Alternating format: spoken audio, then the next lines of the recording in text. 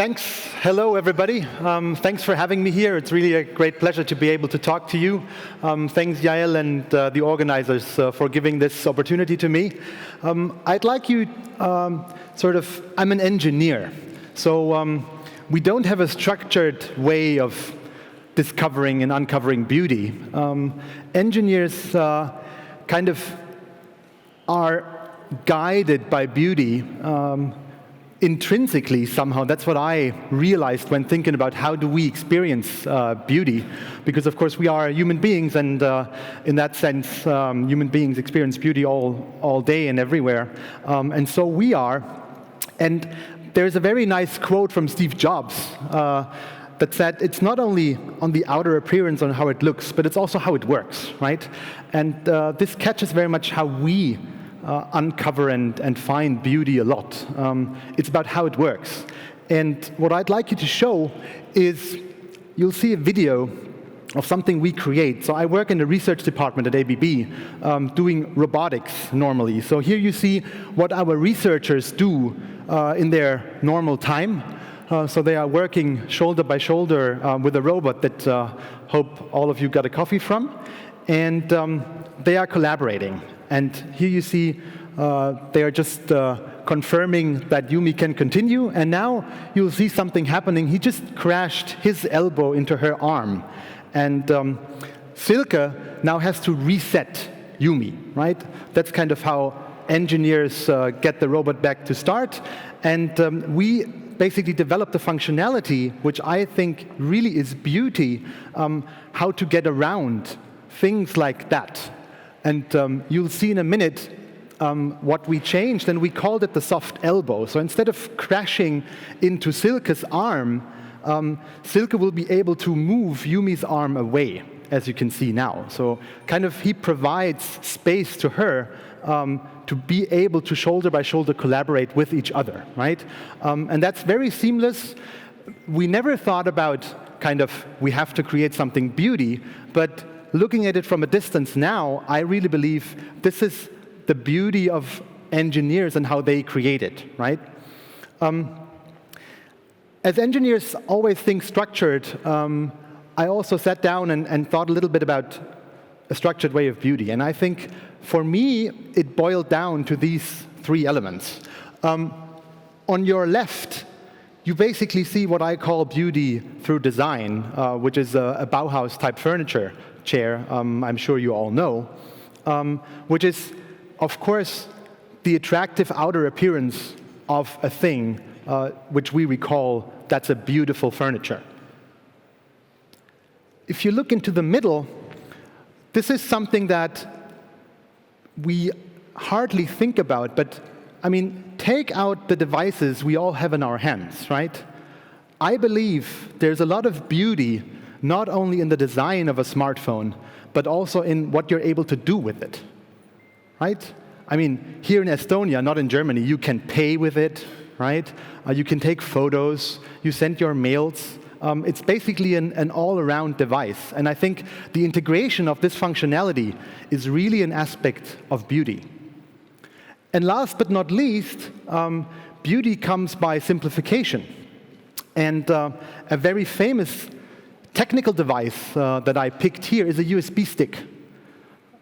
And why did I pick a USB stick? Because a USB stick really made data transfer a lot easier. You can just plug it in your computer, put it out, plug it into a next computer, it will be recognized, and you can transfer big amounts of data by that. Easily, it's in your pocket, and I think this is also something that really is an aspect of beauty through simplification of things, of processes, of stuff you have to do all day in and out. Of course, beauty is influenced by a number of factors, and I just show two here which I think stand out for the rest. On the left, you see that beauty is temporary, right? And if I would be able to have a wish, never bring these bathrooms back, please, right? But also, beauty is contextual. So if you have a look to your right, you see a difference between European cars and an American car. And there is something that people at other continents like more to the same thing, right? It's also a car, it brings you from A to B, but it has to be different just because you want to use it in North America or you want to use it in Europe. And there's many other these type of examples where the context of the thing you create is just sensed differently in terms of beauty, depending on where you are. Okay, so far about how I believe engineers experience and uncover beauty, and how they kind of create it by their designs and things they do every day. How do we do this? What do we do with the smart home, right? I think if we look into the future and think about the future of living, the smart home is an essential part of that future. And from the many functions that the smart home should, at the end of the day, give, these 5 stand out for me, right? Life is getting ever more complex, and I think your home should be there to follow your interests and plans and simplify your life a lot. It therefore has to take care of your everyday tasks. Think of laundry making, dishwashing. All that stuff should be embedded into your home in the future. Why should you take care of that? It connects you to the outside world, be it in terms of energy, so you provide, based on a rooftop PV, energy to your neighbors, or you get energy from your neighbors, but also in terms of data. So it knows when you're home, it can sort of redirect calls if you're willing to do that, right? It kind of optimizes the way you use the assets at home, so it helps you really reducing also the cost that you might have when going intelligent at home. And of course, it easily needs to extend with all the new developments that come for your home in the future, because we can't foresee what's coming, but the smart home needs to be able to adapt as well to that situation, right? And when thinking about what are we as ABB providing in terms of beauty for this smart home, right? Directly, 3 examples came to my mind that you can categorize in the sense of the categories I showed before: design, functionality, and simplification. And the first design beautiness is given by one of our light switches, which is called Tacteo, which you can individually design yourself. So it's a capacitive panel where you can define how the light switch, how the symbols will look like, what's the logo that is imprinted, should there be a name, you name it, right? That's kind of where I think individual elements can be created that seamlessly take over the design of the exterior of the house into the interior, if you want, right? That's what we enable by that. And I think this individual style is something that we really, really need in the future, because, I mean, that shouldn't go away. I think every one of us has also a subjective view on beauty. And I think that's why individualism has to be kept, because your house might look completely different than my house, but the functionality might be the same, right? And this is one element where you can make this difference really visible.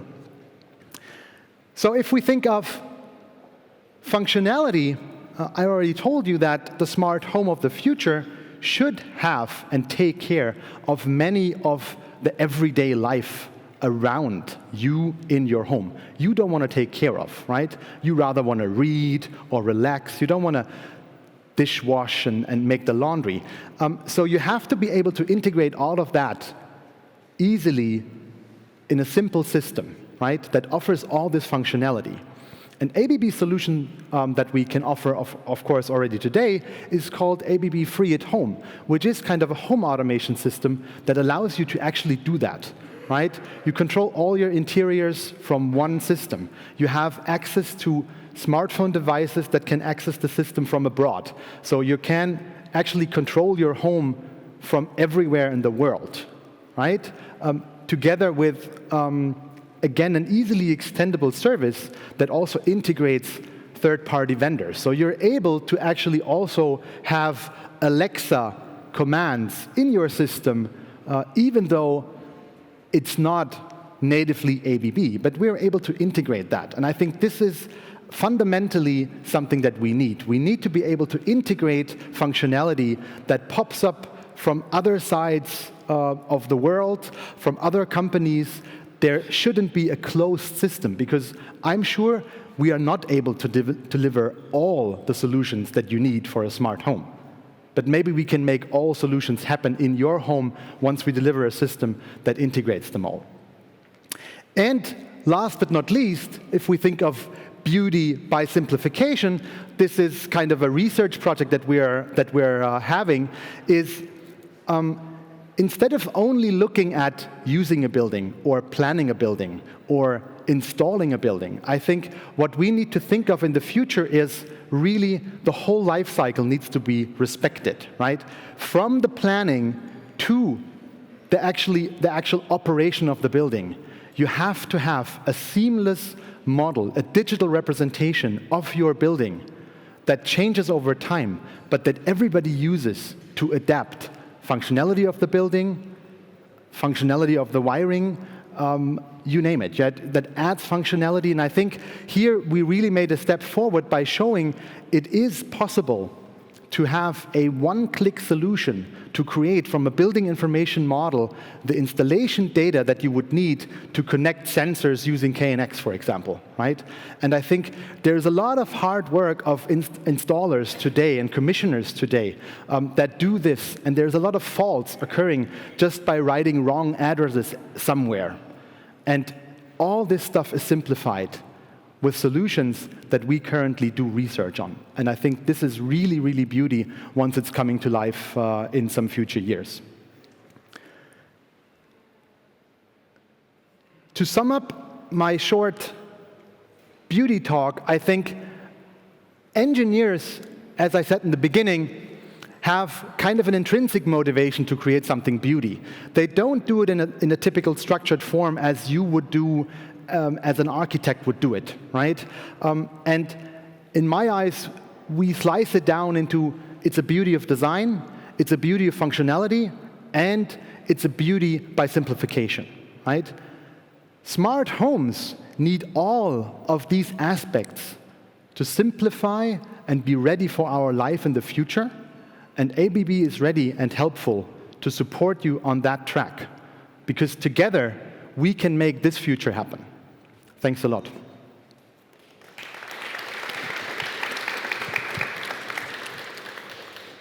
So thanks very much for an enlightening talk. I have a couple of questions that I thought might be useful to start a discussion.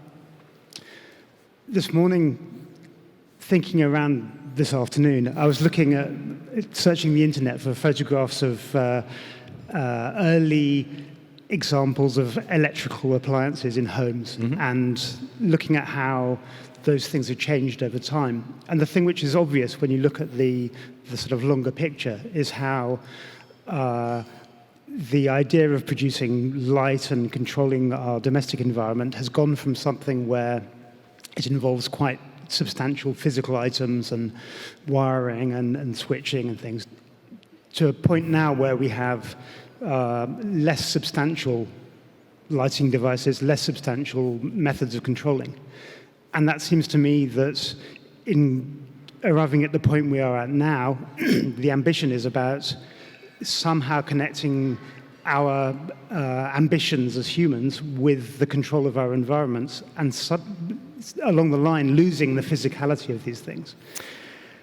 Do you think that that opens up opportunities for new kinds of beauty in architecture? I mean, I hear what you say, and I think it opens up a lot of flexibility perspectives, right, in creating and changing your house over life, right? I mean, if I look back to the house of my grandma, which has been built like in the 1600s, and ever since she was living in, and I experienced her living inside, she never changed anything, right? I mean, she installed her bathroom once, the wiring once, and never changed it. And I think today, life is much more volatile. So what you like now, you might not want to have in 5 years. And maybe also homes have to account for that by offering exactly this flexibility. Yes, what you lose is you lose the sense of how much hard work it can be to actually create that, right? So you lose a sense for what's it worth. And I think this is kind of the problem in the society today, that we just don't know how much effort is in a finished thing. Because first, many people don't do it any longer, and the finished things are so handy to use often, especially in the consumer world, that you just don't see how many people put in hard work to make it like that. And we always assume, well, somebody sat down for 5 months and that's what he created, I guess. Rodney, do you have any thoughts about how the loss of stuff can move us forwards as architects, or how that might change the way we think about buildings, built environment? It's an interesting one, isn't it? And I'll speak a bit later on about one of our favourite films, Jack Tatty's Mon Oncle, and there's that fantastic scene where she's trying to cook in the kitchen and the robotics are falling apart on her, and then contrasted with, I guess, the domestic rituals of how Jacques Tatty's character actually lives in a city. And I'm sort of wondering, is it about removing those domestic rituals to make life easier? Is that more beautiful? And if so, which ones do we choose? And I guess that the next part of that is, does the smartphone make life easier? It probably makes my life more difficult having my computer right there always. So I'm sort of a little bit dubious about this potential for devices to be everywhere. So on my fridge or somewhere where it's, Alexa's listening to me, especially after, the behaviour of Cambridge Analytica and the way that has ended up with Brexit and Trump. And I just thought, how do we control what we're putting into our buildings so that we're not being controlled by the house? That's an interesting question, yeah. We just had a discussion about this morning, that life gets so much more, you feel the pace is faster, just because you're always connected. But that also amounts, and I'd like the statement from one of the one of the parts of the exhibition that was presented yesterday. We take so many photos and we don't think of it even more, right? Or if you write an email, it takes you 10 minutes and it's gone. In the past, once you wrote a letter, you kind of check that everything's right and everything's in what you wanted to say, and then you send it away, right? So you invested just more time into that. I think, obviously, we can't directly avoid that all these devices flood us with their information, with push-up nodes and everything, right? But I think what we can install in the home is places where we can again experience handcrafted work. Take the kitchen, right? We don't have to accept to order meals.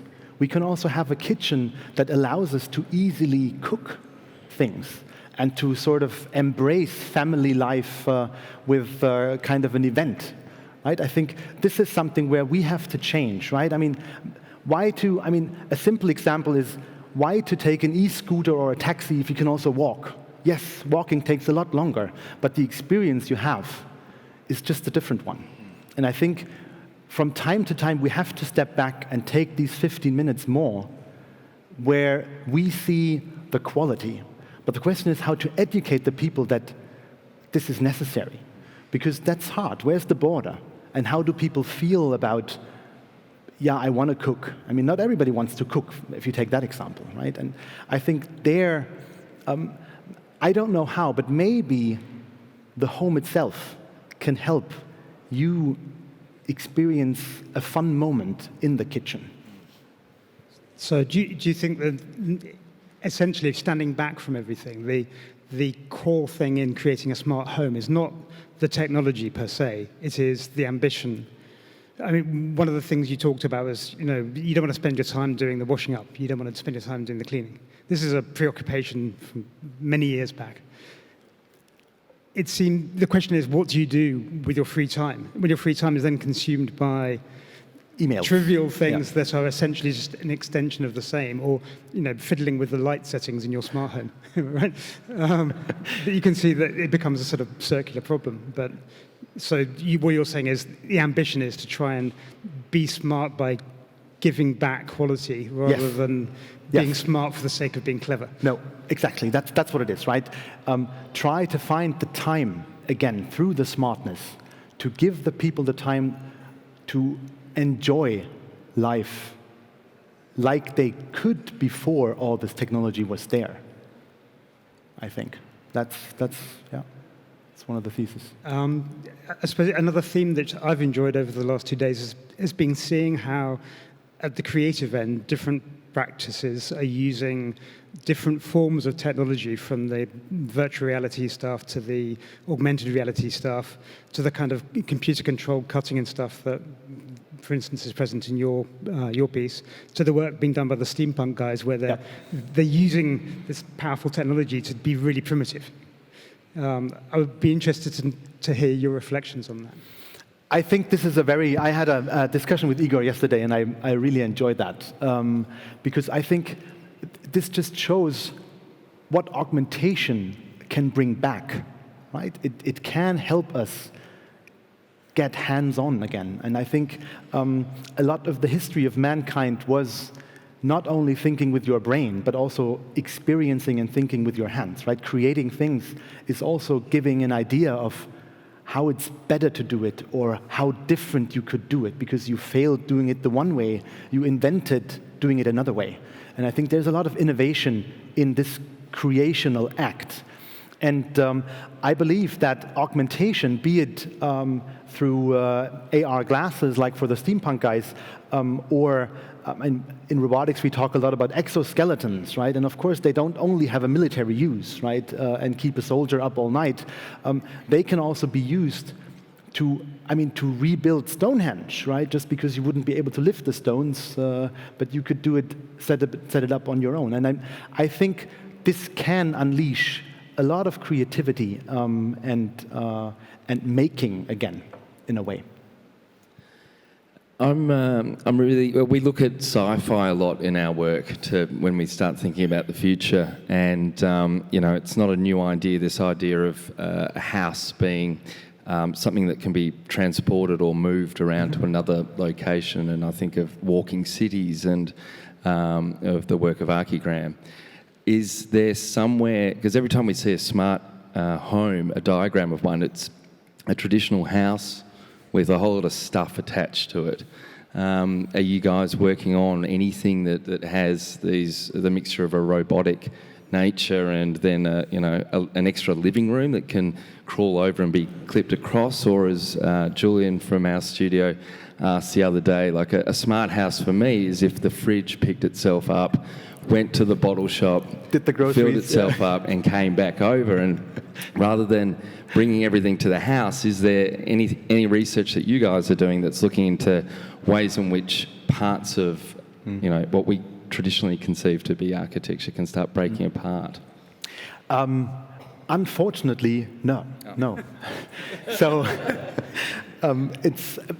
it's really an interesting idea to have the house, let's say, moving around, or parts of the house moving around, or say, if you need to create a living room, you just call for a greater living room module and then you adapt it to the house. I think that's a great idea, but we haven't worked on those concepts yet. But that, we're here to learn from each other, and I think that can be something for the future, for sure. Going back to science fiction, talking about smart homes always brings me back to a short story I read maybe 30 years ago by J.G. Ballard. It's called The Psychotropic House, and it's about this guy who buys a really smart house. He buys it because he's in love with the person who lived in it before him. And the concept behind it, if I remember correctly, because it's a long time back, but is that our houses start to absorb our personalities. He's in love with the personality of the person who was in the house before him, and his love for that person causes the house to destroy itself. So I'm not recommending this as a way forward, but I noticed you talking about personalization, and again, yesterday, it was interesting seeing Space Popular talking about actually very primitive things which encouraged the culture of kind of self-decoration and that side of things. And I can see in the sort of post-VR culture that there will be a growth in that kind of engagement of people with their homes. Do you see the design of these things changing from the sort of super flat, super minimal iPhone-y design thing into something more complex again? I mean, I'm not encouraging this, but it's just a question.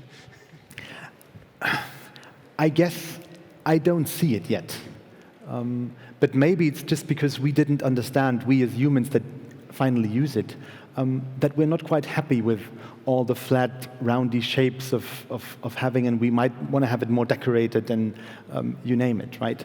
I think future means of production will enable that potentially if there is a market.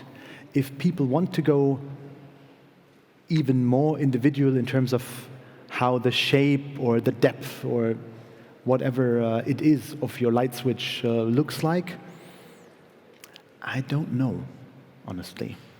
Honestly, I don't know. I don't have a feeling about it. I wouldn't, but because I would rather add decoration somewhere else, right? Because I mean, even if the house is smart and the future is like plain and adaptable and designed from the beginning, kind of. I mean, we talked about this life cycle thing, right? You might want to add flowers somewhere, and they are living, so you have to take them out and new ones in from time to time. Okay, well, it's been a really interesting discussion. I think we've wrapped up for this. So thank you very much, Kim. Thanks a lot for having me.